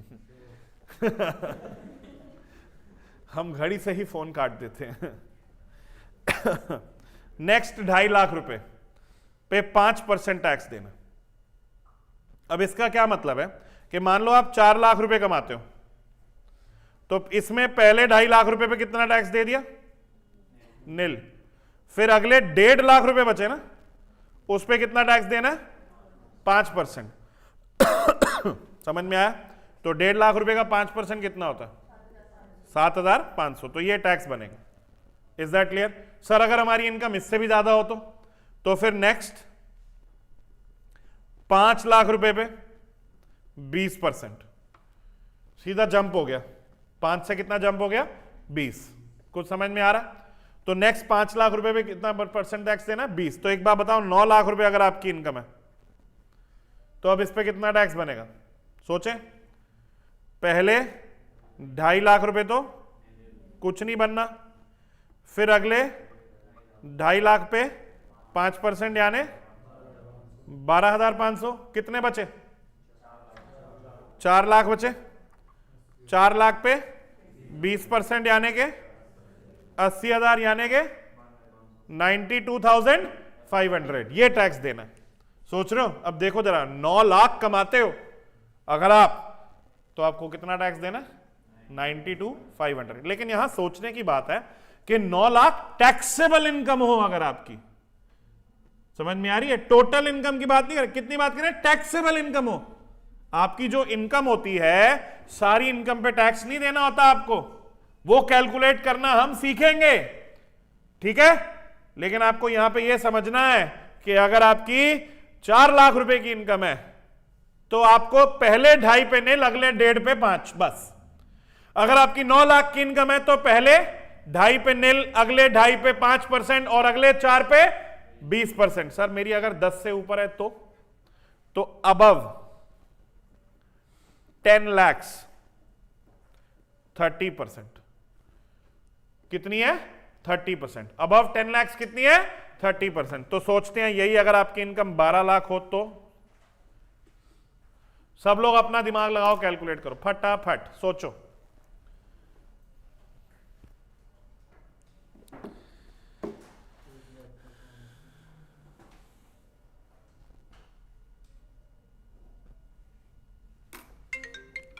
नहीं कर सकता बात,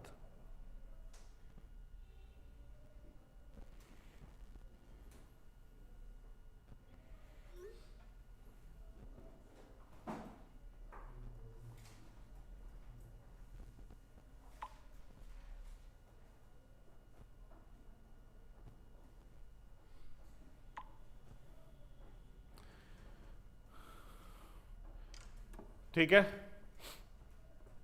एक तो बच्चे मैसेज करते हैं, 3-3 साल 4-4 साल पुराने बच्चे व्हाट्सएप पे डीपी हटा के, hi sir XYZ this side, do you remember मी। मुझे बुरा लगता है लेकिन मैं लिखूंगा नो। यहां तो फोटो लगी हो तुम्हारी तो मेरे को ध्यान में भी आए। चलो 12 लाख पे कितना टैक्स? 172। सबका यही आंसर है? कोई ऐसा व्यक्ति जिसका ये ना आ रहा हो? आ गया ना? तो ये टैक्स स्लैब क्लियर है। चलिए अब हम बात करेंगे थोड़े बूढ़े लोगों की। यहां पे भी हमने बूढ़ों की बात करी है, लेकिन कौन से बूढ़ों की बात करी है? Non resident. नॉन रेजिडेंट चाहे बेटा किसी भी एज का हो, कोई भी एज हो, 70 साल का क्यों ना हो, उसको यही टैक्स स्लैब रेट लगेगा। लेकिन अब हम बात करेंगे केस 2 में individual resident who has completed the age of 60 years or more during the relevant previous year. I will come to the concept of previous year as well, अभी बताऊंगा मैं। अभी आप सिर्फ लिख लें, आप ये समझें कि उस साल में अगर उस व्यक्ति ने अपना 60वां या 60 से ऊपर का कोई जन्मदिन मनाया है, ठीक है, मनाया है का मतलब ये नहीं है पार्टी करी है, मतलब जन्मदिन था, ठीक है, तो उसके लिए ये स्लैब आएगा। Is that clear? अब यहां पे इंडिविजुअल किसकी बात हो रही है? रेजिडेंट। Is that clear? एक बात मेरी हमेशा ध्यान रखेंगे सब लोग, और ये बात मैं कहता हूं, हमेशा कहता रहूंगा, हम बेटा हमें बुजुर्गों की इज्जत करनी चाहिए कि नहीं? पहले ये बताओ, करनी चाहिए ना? टैक्स में हम सिर्फ रेजिडेंट बुजुर्गों की इज्जत करेंगे। कौन से बुड्ढों की इज्जत करेंगे? बुजुर्ग बहुत बड़ा है। बुजुर्ग नहीं बोला जा रहा, सॉरी। आई नो बुड्ढा इज समथिंग बदतमीज वाला टर्म, बट इट्स ओके। यहां कौन है? हाँ, तो हम कौन से बुड्ढों की इज्जत करेंगे? रेजिडेंट। देखो नॉन रेजिडेंट बुड्ढों को तो हमने यही डाल दिया इसी कैटेगरी में, है कि नहीं? हमने कहा नॉन रेजिडेंट अगर इंडिविजुअल है तो किसी भी एज का हो, हमें फर्क ही नहीं पड़ता, हमने इज्जत ही नहीं करनी उसकी। रेजिडेंट बुड्ढा नजर आएगा, हम कहेंगे पाए लागू। नॉन रेजिडेंट बुड्ढा कौन है तू? हमें फर्क नहीं पड़ता, वापस जाके उसी लाइन में खड़े हो जा। तो हमने सीनियर सिटीजन किसको बुलाना है? जो 60 ईयर्स से अबव हो प्लस एंड रेजिडेंट हो। समझ में आ रही है कि नहीं? उसको हम कुछ फायदा देना चाहते हैं, हम उसको टैक्स पे छूट देना चाहते हैं। हम कहते हैं अंकल आपके पहले 3 लाख रुपए की कमाई पे निल। कितने की कमाई पे निल? 3 लाख। तो क्या हमने बुड्ढों को फायदा दिया कि नहीं दिया? देखो करते हैं ना बुड्ढों की इज्जत, हम बुड्ढे को बुड्ढा कहते हैं, वो अलग बात है, it might be hurtful, but हम इज्जत जरूर कर रहे हैं बेटा, हम उनको टैक्स में बेनिफिट दे रहे हैं। हम टैक्स में बेनिफिट दे रहे हैं, हम पहले 3 लाख रुपए पे कोई टैक्स नहीं लगा रहे। जवान आदमी पे क्या कर रहे हैं हम? अच्छा आप कुछ कमाते हो मान लो, हैं जय, मान लो क्लासेस पढ़ने के बाद, सारा दिन मेहनत करने के बाद रात को मोहल्ले में चौकीदारी करता है, ठीक है, तो इसकी जो इनकम आएगी इस पे कौन सा स्लैब रेट लगेगा? बताना जरा। 2.5 लाख वाला, 3 लाख वाला? 2.5 लाख वाला, क्योंकि ये रेजिडेंट है, इंडिविजुअल है और 60 साल से कम है ना बेटा। कल बेटा डेट ऑफ बर्थ सर्टिफिकेट लेके आना, हम तभी मानेंगे। बेटा मैं तो जवान हूं, ये देखो ये काली दाढ़ी सबूत है बेटा। अब ये मत कहना कि मेहंदी लगा के या वो कोई कलर लगा के आते हो। हाँ चलिए, तो पहले कितने रुपए में निल? 2.5। अच्छा अब नेक्स्ट 2 लाख रुपए पे 5%, नेक्स्ट 5 लाख रुपए पे 20%, अबव 10 लाख रुपीस 30%। कुछ समझ में आया निशा जी? क्लियर है ये? अच्छा, मेरा सवाल अब, रिया कैसे हो बेटा? ठीक हो? मेरे को याद है बेटा तुम जो हरकतें करते थे ना पुराने वाले बैच में। अच्छा, ये शांति से बैठी रहती थी, ऐसा था बेटा? मुझे नहीं लग रहा। हाँ अच्छा सुनो, आप मेरी बात का जवाब दो यहां पे, कोशिश करना, और बाकी सब इस बात का जवाब अपने मन में रखना, कोशिश करना, ठीक है? क्या हमने बुड्ढों को एग्जेम्पशन दी कि नहीं दी? पहले ये बताओ। दी। हमने बुड्ढों को एग्जेम्पशन दी, वो 30% वाले रेट में से दी, 20% वाले रेट में से दी, या 5% वाले रेट में से? 5। देख रहे हो चालाकी सरकार की? आपने बिल्कुल सही जवाब दिया। हमने जो उनको एग्जेम्पशन दी वो कहां से दी? 5% वाले रेट से। हमने लीस्ट रेट ऑफ टैक्स में से एग्जेम्पशन दे दी। अगर हमें असली में एग्जेम्पशन देनी होती तो हम ये ना करते, पहले 3 पे निल, फिर अगले 2.5 पे 5, फिर अगले 5 पे 20, और फिर अबव 10,50,000 30। अगर ऐसा करते तो हम कौन से रेट में से एग्जेम्पशन दे रहे होते? हायर रेट में से। लेकिन गवर्नमेंट ने ऐसा नहीं किया। गवर्नमेंट ने हायर रेट 10 लाख से ऊपर 30% ही रखा है। तो जो गवर्नमेंट ने छूट दी है वो कौन से रेट से दी है? Lower rates. आप मान के चलो, मान लो एक बंदा है 59 ईयर्स का और एक बंदा है 60 ईयर्स का, दोनों रेजिडेंट हैं, ठीक है? इसकी भी इनकम 10 लाख है, इसकी भी इनकम 10 लाख है, तो दोनों का टैक्स कितना निकलेगा सोचें? हाँ जी, पहले इसके 2.5 लाख रुपए पे निल आ जाएगा, फिर इसके 2.5 लाख रुपए पे 5% यानी 12,500, और यहां पे अगले 5 लाख रुपए पे 1 लाख, 1,12,000। ये समझ में आया कि नहीं आया?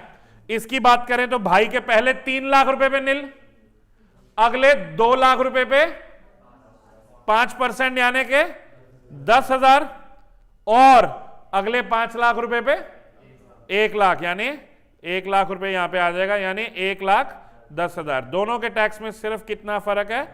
2,500 रुपए का। इतनी ही इज्जत है बेटा बूढ़ों की हमारे नजर में। समझ में आ रही है? क्लियर है कि नहीं? अच्छा सुनो, किसी दोस्त के घर गए, उसके मम्मी पापा से मिले, ठीक है?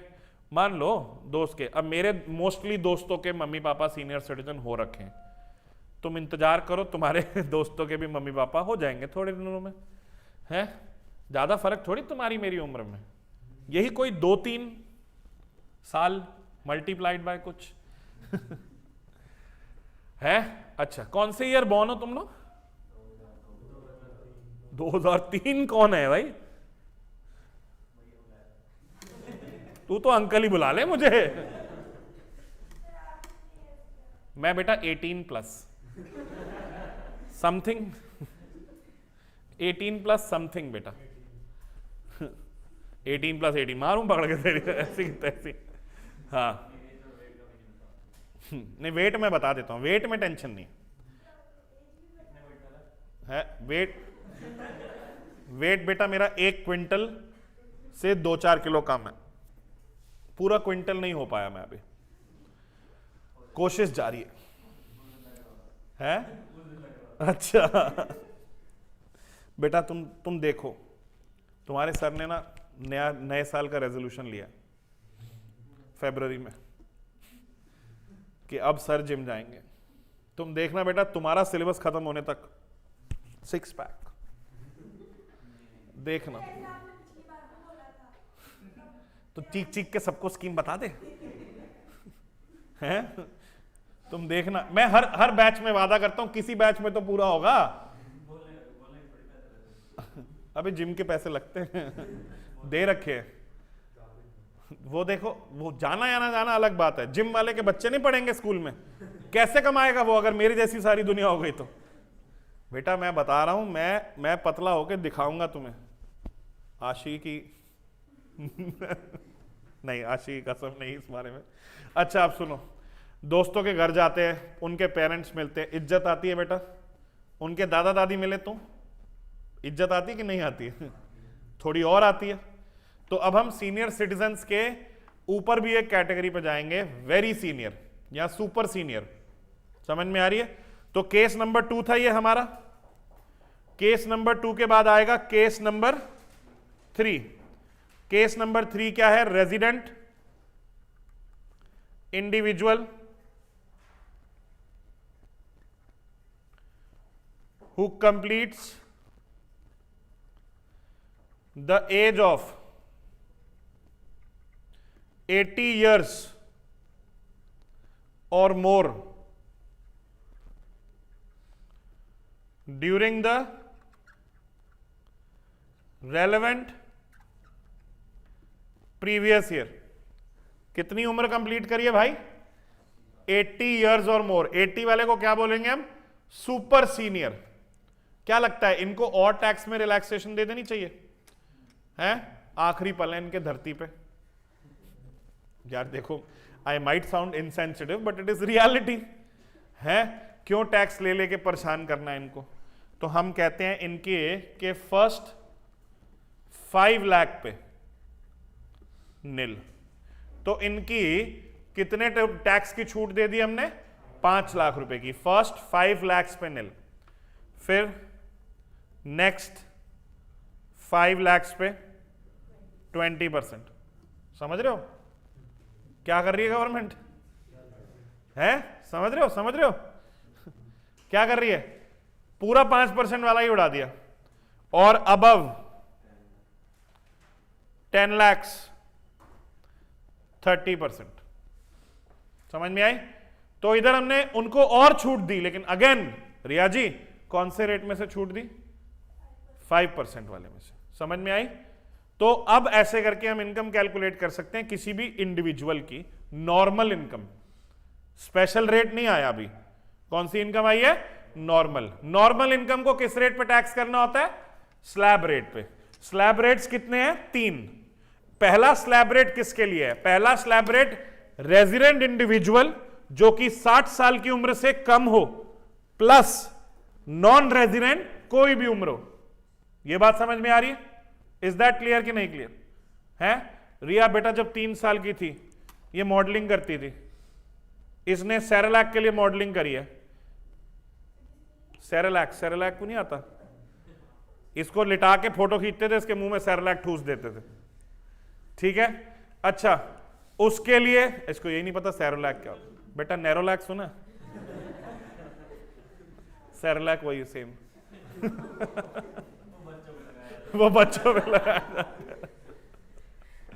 अच्छा 3 साल की रिया कमाई कर रही है, तो रिया के ऊपर कौन सा टैक्स रेट लगेगा बताओ? पहले वाला, क्योंकि 60 साल से नीचे ही है ना, है कि नहीं? तो पहले 2.5 लाख रुपए पे नील। ये बात समझ में आ रही है? अच्छा रिया 61 साल की हो गई। हाँ पहले तो सस्पेंस यही है मैं कह नहीं रहा था नहीं आते इनको हिंदी, थोड़ी बहुत आती है, सॉरी बेटा। हाँ जी, रिया 61 इयर्स की हो गई है, तो फिर कौन सा स्लैब रेट लगेगा? पहले 3 लाख रुपए पे nil. Is that clear? Riya 83 years की हो गई है, फर्स्ट 5 लाख पे। ठीक है, ठीक है रिया बेटा, सुनाई दे रहा है? अच्छा नहीं 83 वालों को ज्यादा सुनाई देता नहीं है ना इसीलिए। ठीक है, यहां तक समझ में आया? चलिए अब बात करते हैं नेक्स्ट।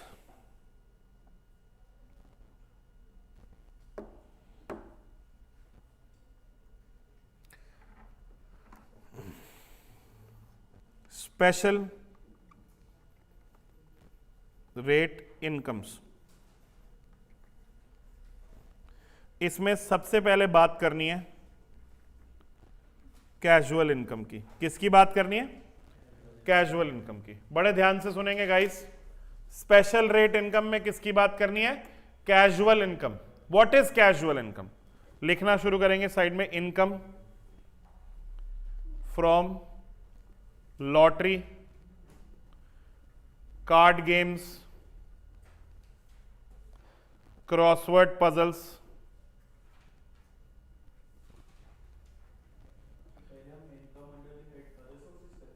Game shows. नहीं बेटा, हेड तो मैं करा ही नहीं रहा अभी, ये मैं सिर्फ एक इनकम की टैक्स की कैलकुलेशन सिखा रहा हूं। ठीक है, हाँ जी, income from lottery, card games, crossword puzzles, game shows, ठीक है, एक्सेट्रा, इसकी बात कर रहे हैं। इस इनकम को मैं क्या नाम देता हूं? Casual income. लॉटरी खरीदते हो बेटा? है कोई यहां पे? कैसे खरीदोगे? हरियाणा में लॉटरी नहीं है, ना दिल्ली में है। हरियाणा दिल्ली में लॉटरी नहीं है, पंजाब में है। पंजाब जाओ बेटा, बस अड्डे से उतरो, ढेर सारी दुकानें दिखेंगी जिसपे लॉटरी बिक्री होगी। लॉटरी का क्या कॉन्सेप्ट होता है? आप एक 100 रुपए की, 1000 रुपए की लॉटरी टिकट खरीदते हो। अगर आपकी किस्मत अच्छी, आपका नंबर आता है, आपको प्राइस मिलता है। वो जो प्राइस आपको मिला वो क्या है? Casual income. आप कौन बनेगा करोड़पति में जाते हो, वहां 4 लाइफलाइन का यूज करके 4 क्वेश्चन का जवाब देके आ जाते हो। 4 पे कितने मिलते हैं? 12,000 रुपए। पहला 1 होता है, दूसरा 5 होता है। पहला 1, दूसरा 5, तीसरा 10, चौथा 20। अच्छा, 1, 2, 5, 10, ठीक है। तो 4 क्वेश्चन का जवाब, मुझे तुमसे ज्यादा उम्मीदें ही नहीं है बेटा, तो तुम 4 क्वेश्चन का जवाब 4 लाइफलाइन यूज करके दे आते हो, 10,000 रुपए जीत आते हो। वो कौन सी इनकम है? Casual income. समझ में आ रही है? Is that clear? तुम गोवा जाते हो, कसीनो में पैसे जीत के आते हो। कार्ड गेम्स, वो कौन सी इनकम है? Casual income. Is that clear? तो समझ आ रही है? क्रॉसवर्ड पजल, लॉटरी लगती है आपकी। कभी देखा मॉल में एंटर करे हो तो मॉल में एक बाइक खड़ी है, एक वॉशिंग मशीन पड़ी है, एक कार खड़ी है, और वहां पे आपको कहते हैं अगर आप 10,000 से ऊपर की शॉपिंग करोगे तो आपको एक कूपन मिलेगा, फिर आपका नंबर लिख के हम उसमें डाल देंगे बॉल में, फिर इतनी तारीख को लकी ड्रॉ निकालेंगे और फिर आपको ये मिलेगा। आप बड़ी उम्मीदों से शॉपिंग करते हो, 8,000 की करनी होती है, 2,000 फालतू में करते हो कि हाय पता नहीं मेरी वरना निकल आए। फिर उसके बाद वो कूपन कहाँ भूल जाते हो, वो भी भूल जाते हैं, वो गाड़ियां वापस चली जाती है। लेकिन अगर गलती से कभी आपका इनाम लग जाए तो वो क्या है? कैजुअल इनकम है। Is that clear? Casual income पे आपको 30% टैक्स देना होता है। कितना? 30%। तो इसमें कोई स्लैब रेट नहीं है, ठीक है। अब मान लीजिए कि अंशुल कुछ कमाता ही नहीं है इस टाइम पे, मानना क्या है? कमाता है? नहीं, बिल्कुल। अब ये कौन बनेगा करोड़पति जाता है, 4 सवाल का जवाब देके 10,000 पे जीत के आ जाता है। तो क्या अब 10,000 में आप ये सोचोगे कि पहले 2.5 लाख रुपए में निल? नहीं, 10,000 नॉर्मल इनकम है या कैजुअल इनकम है? कैजुअल पे क्या टैक्स रेट लगता है? 30%। तो भाई साहब आपको 3,000 रुपए सरकार को जमा कराने हैं, 7,000 आपके। अब किसी बच्चे के मन में आ रहा सर फायदा ही क्या, फिर 7,000 फ्री में मिल रहे हैं कि नहीं? फायदा है कि नहीं है? है ना? तो कैजुअल इनकम पे जुआ खेल के आते हो तो बेटा 30% टैक्स देना है। खबरदार किसी ने बोला सर मैं किसी को बता ही नहीं रहा, ठीक है ना, ऐसी बातें मेरे साथ नहीं करनी है कि मैं किसी को बता नहीं रहा, मैं छुपा, मैं ईमानदार मान के चल रहा हूं तुम्हें।